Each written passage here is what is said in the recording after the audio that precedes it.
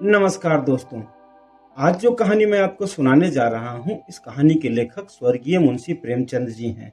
कहानी का शीर्षक है बड़े घर की बेटी। तो चलिए शुरू करते हैं। बेनी माधव सिंह गौरीपुर गांव के जमींदार और नंबरदार थे। उसके पितामह किसी समय बड़े धन धान्य से संपन्न थे। गांव का पक्का तालाब और मंदिर, जिसकी अब मरम्मत भी मुश्किल थी, उन्हीं के कीर्ति स्तंभ थे। बेनी माधव सिंह अपनी आधी से अधिक संपत्ति वकीलों को भेंट कर चुके थे। उनकी वर्तमान आय 1000 वार्षिक से अधिक न थी। ठाकुर साहब के 2 बेटे थे। बड़े का नाम श्रीकंठ सिंह था। उसने बहुत दिनों के परिश्रम और उद्योग के बाद बीए की डिग्री प्राप्त की थी। अब एक दफ्तर में नौकर था। छोटा लड़का लाल बिहारी सिंह दोहरे वजन का सजीला जवान था। भरा हुआ मुखड़ा, चौड़ी छाती, भैंस का 2 सेर ताजा दूध वह सवेरे उठकर पी जाता था। श्रीकंठ सिंह की दशा बिल्कुल विपरीत थी। इन नेत्र प्रिय गुणों को BA इन्हीं 2 अक्षरों पर न्यौछावर कर दिया था। इन 2 अक्षरों ने उनके शरीर को निर्बल और चेहरे को कांतिहीन बना दिया था। श्रीकंठ इस अंग्रेजी डिग्री के अधिपति होने पर भी पाश्चात्य सामाजिक प्रथाओं के विशेष प्रेमी न थे, बल्कि वे बहुधा बड़े जोर से उसकी निंदा और तिरस्कार किया करते थे। दशहरे के दिनों में वे बड़े उत्साह से रामलीला में सम्मिलित होते और स्वयं किसी न किसी पात्र का अभिनय करते थे। प्राचीन सभ्यता का गुणगान उनकी प्रकृति का प्रधान अंग था। सम्मिलित कुटुंब के तो वे एकमात्र उपासक थे। आजकल स्त्रियों को कुटुंब में मिलजुल कर रहने की जो अरुचि होती है, उसे वह जाति और देश दोनों के लिए हानिकारक समझते थे। यही कारण था कि गांव की ललनाएं उनकी निंदक थी। कोई कोई तो उन्हें अपना शत्रु समझने में भी संकोच न करती थी। स्वयं उनकी पत्नी को इस विषय में उनसे विशेष विरोध था। यह इसलिए नहीं कि उसे अपने सास, ससुर, देवर या जेठ आदि से घृणा थी, बल्कि उसका विचार था कि यदि बहुत कुछ सहन करने पर भी परिवार के साथ निर्वाह न हो सके, तो आए दिन की कलह से जीवन को नष्ट करने की अपेक्षा अच्छा है कि अपनी खिचड़ी अलग पकाई जाए। आनंदी एक बड़े उच्च कुल की लड़की थी। उसके बाप एक छोटी सी रियासत के ताल्लुकेदार थे। विशाल भवन, एक हाथी, 3 कुत्ते, झाड़ फानूस, ऑनरेरी मजिस्ट्रेटी और ऋण, जो एक प्रतिष्ठित ताल्लुकेदार के योग्य पदार्थ हैं, सभी यहाँ विद्यमान थे। नाम था भूप सिंह। बड़े उदार चित्त और प्रतिभाशाली पुरुष थे, पर दुर्भाग्य से लड़का एक भी न था। आनंदी चौथी लड़की थी। वह अपनी सब बहनों से अधिक रूपवती और गुणवती थी। इससे ठाकुर भूप सिंह उसे बहुत प्यार करते थे। सुंदर संतान को कदाचित उसके माता पिता भी अधिक चाहते हैं। ठाकुर साहब बड़े धर्म संकट में थे कि आनंदी का विवाह कहाँ करें। न तो यही चाहते थे कि ऋण का बोझ बढ़े, और न यही स्वीकार था कि उसे अपने को भाग्यहीन समझना पड़े। एक दिन श्रीकंठ सिंह उनके पास किसी चंदे का रुपए मांगने आए। भूप सिंह उनके स्वभाव पर रीझ गए और धूमधाम से श्रीकंठ सिंह का विवाह आनंदी के साथ हो गया। आनंदी अपने नए घर में आई तो यहाँ रंग ढंग कुछ और देखा। जिस टिमटाम की उसे बचपन से ही आदत पड़ी हुई थी, वह यहाँ नाम मात्र को भी न था। हाथी घोड़ों का कहना ही क्या, कोई सजी हुई सुंदर बहली तक न थी। रेशमी स्लीपर साथ लाई थी, पर यहाँ बाग कहाँ जहाँ वह सैर करती। मकान में खिड़कियां तक न थी, न जमीन पर फर्श, न दीवार पर तस्वीरें। वह एक सीधा साधा देहाती गृहस्थ का मकान था। किंतु आनंदी ने थोड़े दिनों में ही अपने आप को इस नई परिस्थितियों के ऐसा अनुकूल बना लिया, मानव विलास के समान कभी देखे ही न थे। एक दिन दोपहर के समय लाल बिहारी सिंह 2 चिड़िया लिए हुए आया और भावच से बोला, जल्दी से पका दो, मुझे भूख लगी है। आनंदी भोजन बनाकर उसकी राह देख रही थी। अब वह नया व्यंजन बनाने बैठी।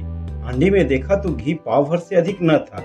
बड़े घर की बेटी किफायत क्या जाने, उसने सब घी मांस में डाल दिए। लाल बिहारी खाने बैठा तो दाल में घी न था। बोला, दाल में घी क्यों नहीं छोड़ा? आनंदी ने कहा, घी सब मांस में पड़ गया। लाल बिहारी जोर से बोला, अभी परसों घी आया है, इतनी जल्दी उठ गया? आनंदी ने उत्तर दिया, आज कुछ पाव भर रहा होगा, वह सब मैंने मांस में डाल दिया। अब जिस तरह सूखी लकड़ी जल्दी से जल उठती है, उसी तरह क्षुधा से बावला मनुष्य जरा जरा सी बातों पर तिनक जाता है। लाल बिहारी को भावच की यह ढिठाई बहुत बुरी मालूम हुई। तिनक कर बोला, मैके में तो जैसे घी की नदियां बहती हों। स्त्रियां गाली सह लेती है, मार भी सह लेती है, पर उसके मैके की निंदा नहीं सही जाती। अरे भैया, स्त्रियां क्यों, किसी से भी उसके परिवार की निंदा नहीं सही जाती। स्त्रियां तो खामखा में ही बदनाम हैं। आनंदी मुंह फेर कर बोली, हाथी मरा भी तो 9 लाख का। वहाँ इतना घी तो नित्य कहाँ नाई कहार खा जाते हैं। लाल बिहारी जल गया, थाली उठाकर पटक दी और बोला, जी चाहता है जीभ खींच लूं। आनंदी को भी क्रोध आ गया, मुंह लाल हो उठा। बोली, वे होते तो आज इसका मजा चखा देते। अब अनपढ़ उज्जड लाल बिहारी से रहा न गया। खड़ाऊ उठाकर आनंदी की ओर जोर से फेंका और बोला, जिसके गुमान पर फुली हुई हो उसे भी देखूंगा और तुम्हें भी। आनंदी ने हाथ से खड़ाऊ रोकी, सिर बच गया पर उंगली में काफी चोटें आई।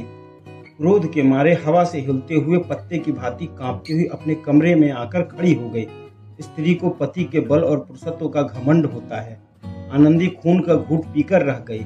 श्रीकंठ सिंह शनिवार को घर आया करते थे। यह घटना बृहस्पतिवार को घटी थी। 2 दिनों तक आनंदी कूप भवन में रही, न कुछ खाया न कुछ पिया, बस श्रीकंठ की बाट देखती रही। अंत में शनिवार को वे नियमानुसार संध्या समय घर आए और बाहर बैठकर कुछ इधर उधर की बातें, कुछ देश काल संबंधी समाचार और कुछ नए मुकदमे आदि की चर्चा करने लगे। यह वार्तालाप रात के 10 बजे तक होती रही। गांव के भद्र पुरुषों को इन बातों में ऐसा आनंद मिलता था कि खाने पीने की भी सुध न रहती थी। श्रीकंठ सिंह को पिंड छुड़ाना मुश्किल हो जाता था। ये 2-3 घंटे आनंदी ने बड़े कष्ट से काटे। इसी तरह भोजन का समय आया, पंचायत उठ गई। एकांत हुआ तो लाल बिहारी ने कहा, भैया आप जरा भाभी को समझा दीजिएगा, मुंह संभाल कर बात किया करे, नहीं तो एक दिन अनर्थ हो जाएगा। बेनी माधव सिंह ने बेटी की ओर से साक्षी दी, हाँ बहू बेटियों का यह स्वभाव अच्छा नहीं कि मर्दों के मुंह लगे। लाल बिहारी बोला, वे बड़े घर की बेटी हैं तो हम भी कोई कुर्मी कहार नहीं।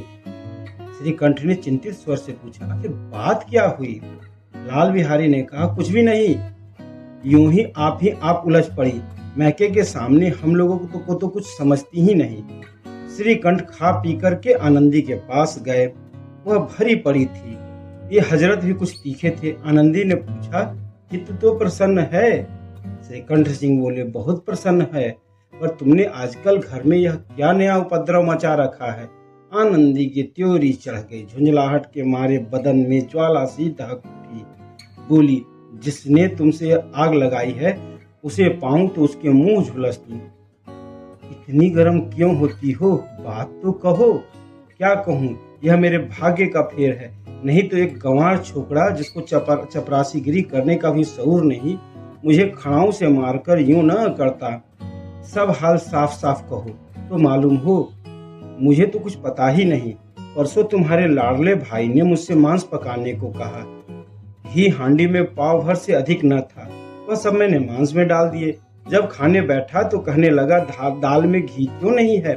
बस इसी मौके पर वह मेरे मैके को भी बुरा भला कहने लगा। मुझसे रहा न गया।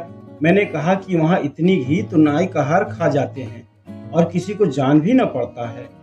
बस इतनी सी बात पर उस अन्यायी ने मुझ पर खड़ाऊ फेंक मारी। यदि हाथ से न रोक लेती तो सिर फट जाता। उसी से पूछो मैंने जो कुछ कहा वह सच है या झूठ। श्रीकंठ की आंखें लाल हो गई। बोले, ओ यहाँ तक हो गया उस छोकरे का साहस। आनंदी स्त्रियों के स्वभावानुसार रोने लगी, क्योंकि आंसू उनके पलकों पर रहती हैं। श्रीकंठ धैर्यवान और शांत पुरुष थे, उन्हें कदाचित ही क्रोध आता था, पर स्त्रियों के आंसू पुरुषों की क्रोधाग्नि भड़काने में घी का काम देते हैं। रात भर करवट बदलते रहे, उद्विग्नता के कारण पलक तक नहीं झपकी। प्रातः काल अपने बाप के पास जाकर बोले, दादा अब इस घर में मेरा निर्वाह न होगा। इस तरह की विद्रोहपूर्ण बातें कहने पर श्रीकंठ सिंह ने कितनी ही बार अपने मित्रों को आड़ो हाथ लिया था, परंतु दुर्भाग्यवश आज उन्हें स्वयं वे ही बातें अपने मुंह से कहनी पड़ी। दूसरों को उपदेश देना भी कितना सहज है।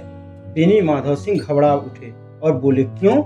श्रीकंठ सिंह बोले, इसीलिए कि मुझे अपनी प्रतिष्ठा का कुछ ख्याल है।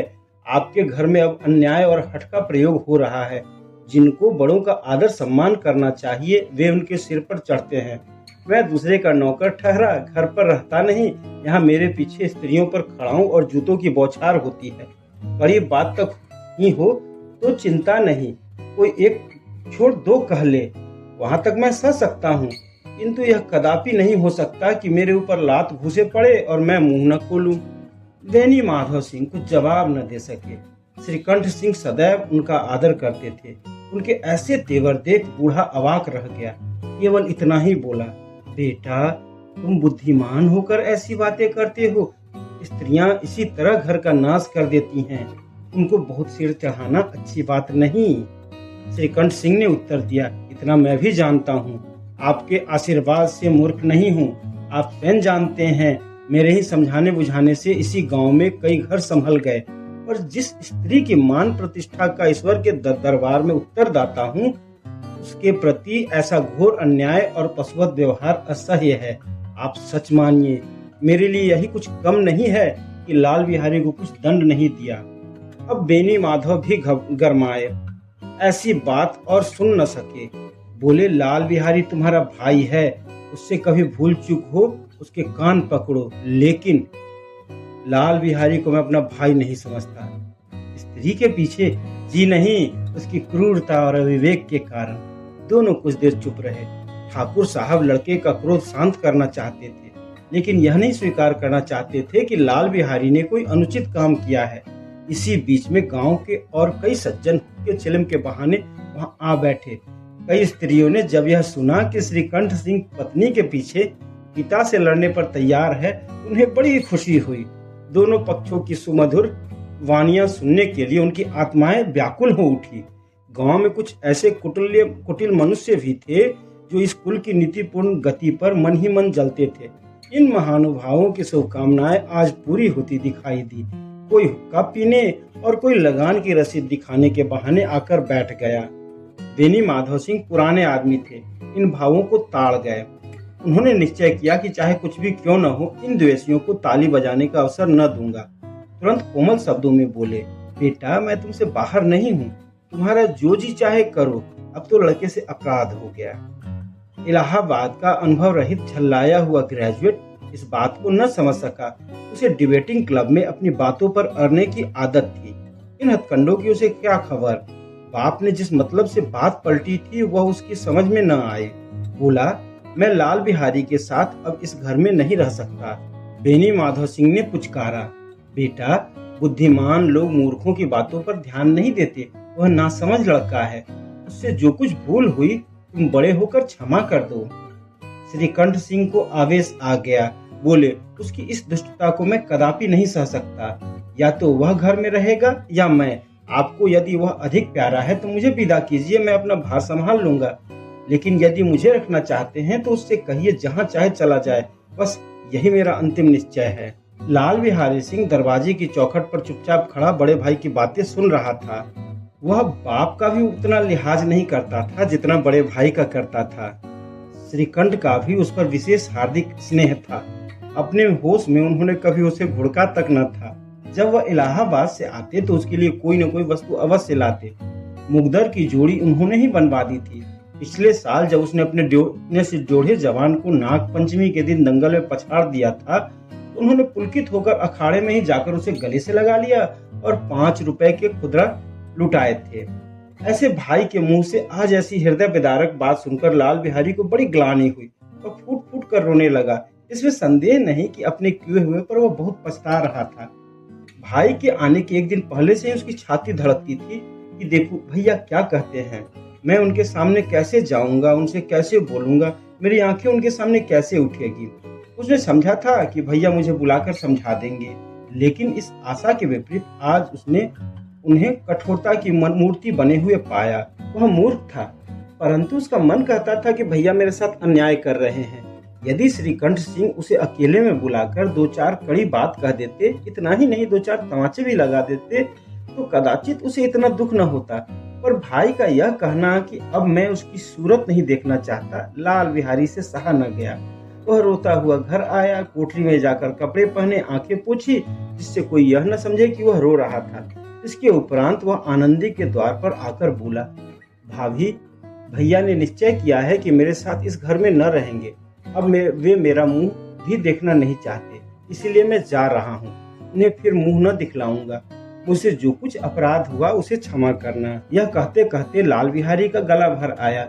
जिस समय लाल बिहारी सिर झुकाए आनंदी के दरवाजे पर खड़ा था, उसी समय श्रीकंठ सिंह भी आंखें लाल किए बाहर से आए।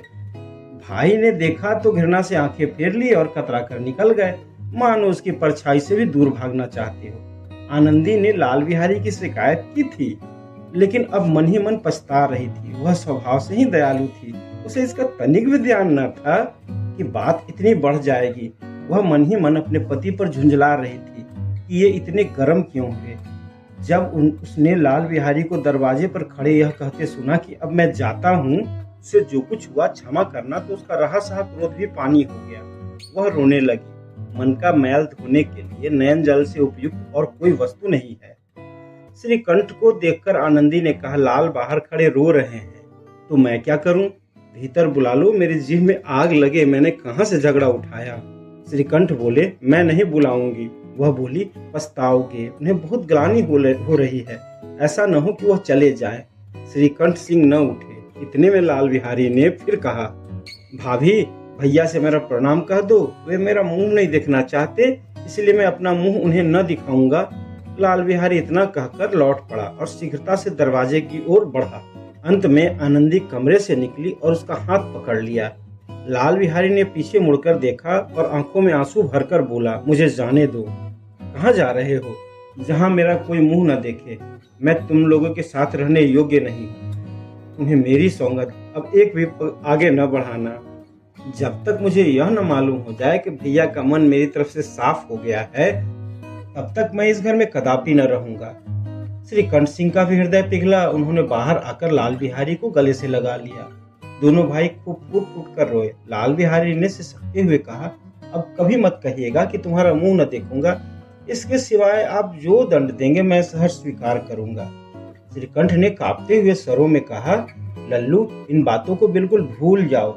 ईश्वर चाहेगा तो फिर ऐसा अवसर कभी ना आवेगा। बेनी माधव सिंह बाहर से आ रहे थे। दोनों भाइयों को गले मिलते देखकर बड़े आनंद से पुलकित हो उठे और बोल पड़े कि बड़े घर की बेटियां ऐसी ही होती हैं, बिगड़ता हुआ काम बना देती हैं। उस गांव में जिसने भी यह वृतांत सुना, उन्हीं ने इन शब्दों में आनंदी की उदारता की सराहना की कि बड़े घर की बेटियां ऐसी ही होती हैं।